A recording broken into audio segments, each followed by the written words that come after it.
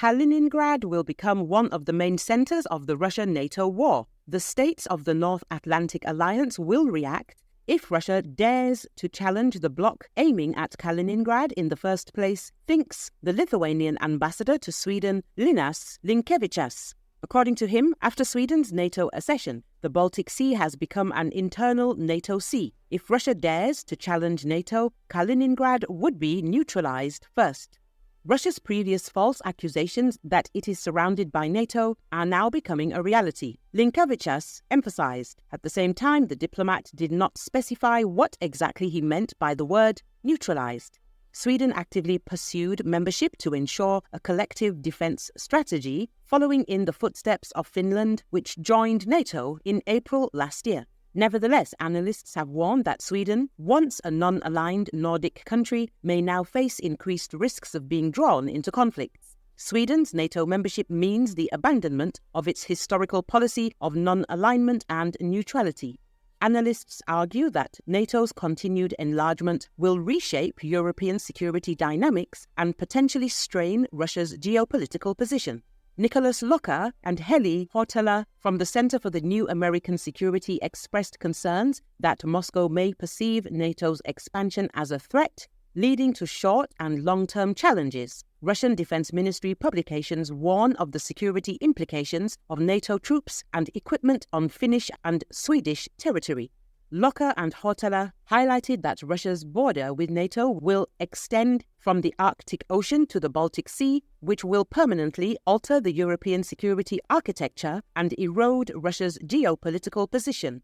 Russia buys Starlink equipment for military use through Arab countries. Russia is purchasing Starlink satellite internet terminals manufactured by Elon Musk's SpaceX company in Arab countries.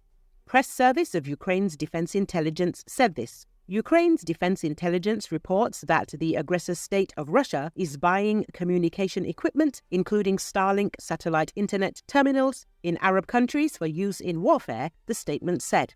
The intelligence indicated that Russian occupiers discussed the possibility of purchasing Starlink satellite communication terminals in a recently intercepted radio message. During this conversation, a Russian occupier mentions that Arabs are supplying the full set of equipment, including wires and Wi-Fi routers, and that the cost of purchasing one Starlink terminal amounts to 200,000 rubles or approximately $2,200.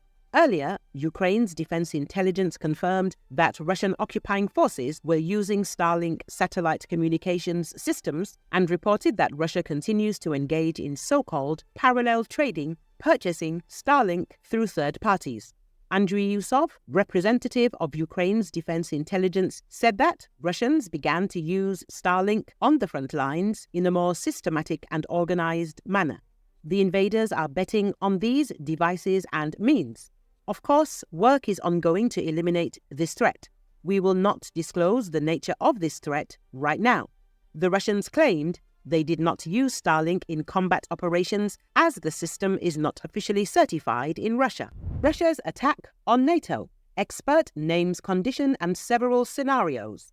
Russia could potentially launch an attack on NATO countries if it has the resources for another military conflict besides the ongoing war against Ukraine. This could occur following the so-called Crimean scenario. However, such an attack could unfold through several scenarios beyond the Crimean one. According to Alexander Musienko, the head of the Center for Military Legal Studies, the type of war considered is crucial. While a full-scale aggression, like the one seen in the war with Ukraine, is unlikely, a conflict following the Crimean scenario is entirely feasible. If we take a war with the use of aviation, long-range missiles, cyber attacks, provoking unrest within NATO countries, with little green men who can land in a conventional Latvia, Lithuania or Estonia, then it is possible. The entire Russian military machine is preparing to wage a war against NATO, Musienko said in a commentary to RBC Ukraine. According to the analyst, there are several conflict scenarios between NATO and Russia, one of which is the previously mentioned Crimean scenario.